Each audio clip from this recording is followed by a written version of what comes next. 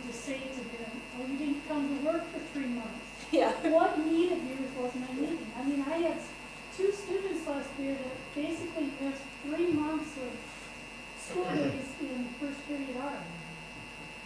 No boss in the world is going to embrace them when they come back to work 3 months later and say, oh goodness, what need of yours wasn't I meeting that you didn't come to work? They need to learn that too. We are not a place of work.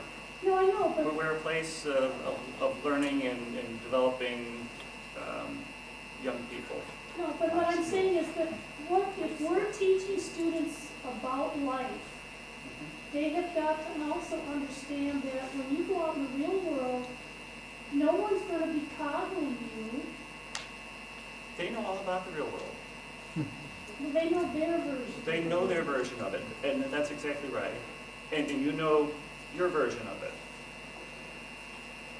What we're saying, what I'm saying, is that if we want to have success for all students, if we want to meet our mission statement of having students excited about learning, there are things that we need to consider. Now, can you meet every need of every student? I wasn't implying that, Susan. No. That's not realistic. We can look at some similar needs and plan a lesson around that. If I have students who aren't responding well to a cooperative learning thing because they all have a need to be need for power and independence, I'm going to approach it differently than that. Well, no, I'm not trying, I guess my question comes out of the frustration of saying, okay, I am trying, I understand I need to figure out what's making this guy click, what can I hook into him, okay? But then when you come up to it, I can do everything I want to do, coming back to the horse drink water illusion, and it's not going to change a thing because none of that's going to help what he needs. You're right. You can't force someone to be I can successful. love this kid to death, but he doesn't need my love. And the point is, you can't force someone to He be doesn't want successful. it. What keeps going around in my head, especially with John's character, when we talked about that a little bit, was he's looking at the class and a kid that's getting B's. He's late all the time. I think a lot of what's rolling around my head. The kid that's late to class views the work as the obstacle. And I think the teacher views the class as the obstacle. And I think if we saw it as a ticket to learning and not a ticket to the basketball game, a ticket to the complete unit, and change our perspective. On my good days, that's what I try and do with kids, is look at it the other way around. This is a ticket to you being done, not an obstacle to you being done.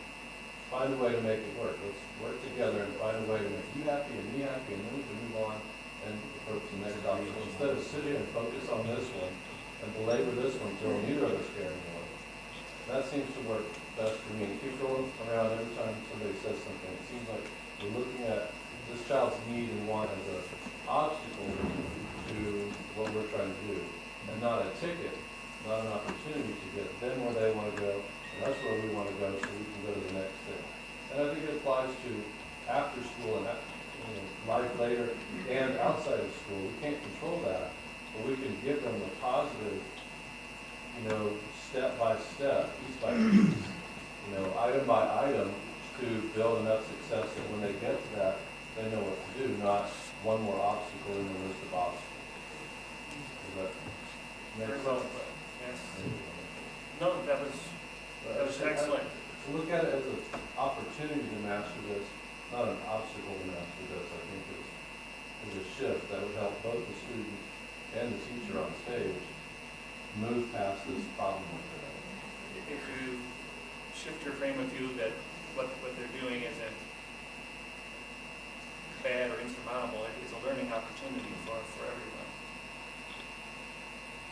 I think we need to draw this part down because I promised you only a half hour and we've gone over a little bit more. I know it's something that we need to revisit in many ways so that we can provide you support to work with students and feel supported, and most importantly, that the students feel supported. I wanted to have this conversation before you talked about safety netting so that we would take a holistic view of it. So Vadim, you can, I think, turn off your videotape. So